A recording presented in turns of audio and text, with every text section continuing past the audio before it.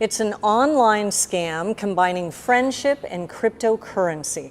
Thank you for joining us. I'm Kimberly Hunt. And I'm Wale Aliyu. Team 10 investigator Melissa Messiha and photojournalist Ray Higgins show us how thieves are using fake crypto websites to get people to steal, in some cases, their life savings. It started off friendly. There's a guy random text me through WhatsApp, A conversation that kept Claire engaged. connecting very fast. We're only using Claire's first name for privacy concerns. She hit it off right away with the guy who said his name was Louis Wang. The two texted often, Louis flirtatious at times. Claire said these were the photos he used. We're blurring them because she later learned they were stolen from someone else. When did he introduce crypto to you? About a week later, What did you think of it in the beginning?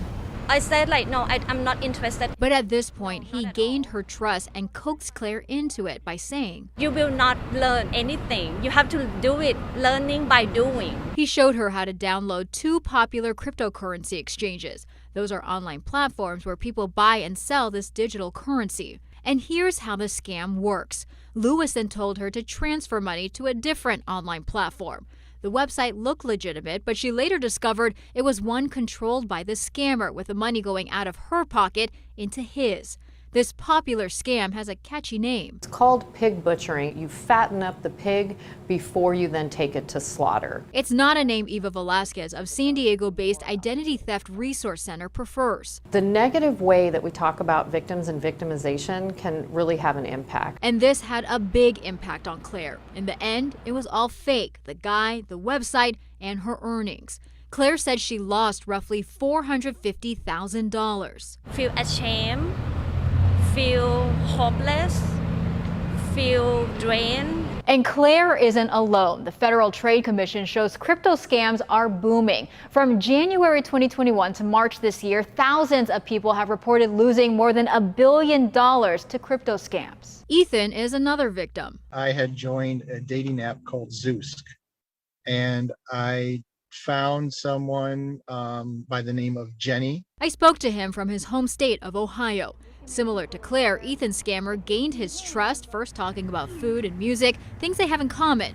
Then she started teaching him about crypto. Yeah, she convinced me to just use a small amount of funds. Then convinced him to use larger amounts. At one point, something happened with his so-called account and was told he had to put in even more money to get his money back. And this is where the gaslighting comes in and all the pressure comes in to start selling things and get loans.